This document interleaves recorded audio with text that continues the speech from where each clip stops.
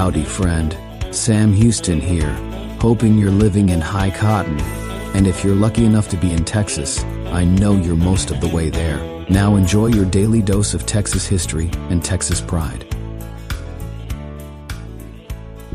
Howdy friend, welcome back to the Feed Bandit podcast and your Texas History Roundup for April 29th. In 1554, 3 of 4 Spanish ships, the Espiritu Santo, San Esteban, and Santa Maria de Isiar, were lost in a storm off Padre Island. Only the San Andreas escaped and reached Havana, but it was so badly damaged it was scrapped. The 4 vessels carried cargo valued at more than 2 million pesos, about $1 million. In 1967, the Texas General Land Office was formed of the discovery of a sunken Spanish ship near Port Mansfield, with recovery attempts for artifacts underway.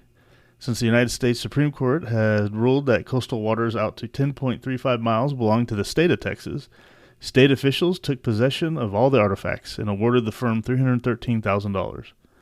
Over 25,000 pounds of encrusted artifacts have been recovered. In 1874, Margaret H. Kincaid was born in Houston. After graduating from Klopper Institute, she began teaching at Houston's Hawthorne Elementary School.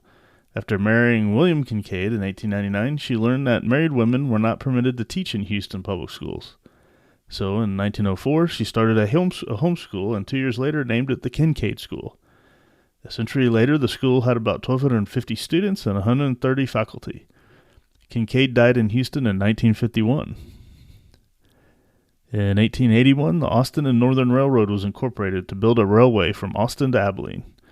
Only 106 miles were constructed before it went into receivership in 1883, but the railway did carry the granite, about 16,000 carloads, for Marble Falls that was used to build the Texas Capitol.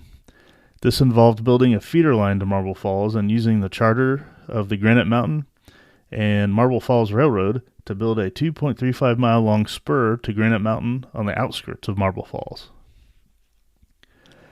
In 1903, H. Bailey Carroll was born in Gatesville. He was instrumental in co-editing the first 2 volumes of the Handbook of Texas and several other Texas historical works, and he served for almost 2 decades as the director of the Texas State Historical Association.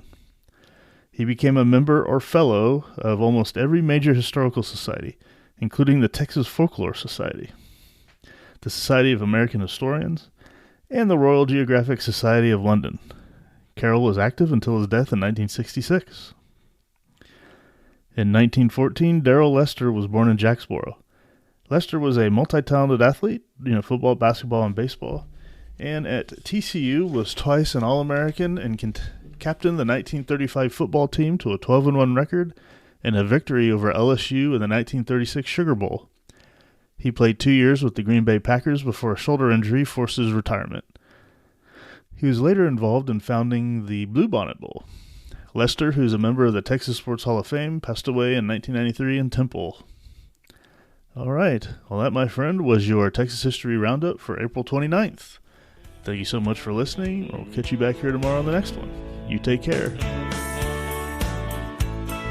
Well, there you have it. If you like our podcast, check us out at feedbandit.com. There you'll find awesome Texas First outdoors gear and apparel. Your purchase helps support the Bandits and keeps this podcast on the air, fighting for you and for Texas. Remember, preserve the tradition, protect the legacy. Until next time.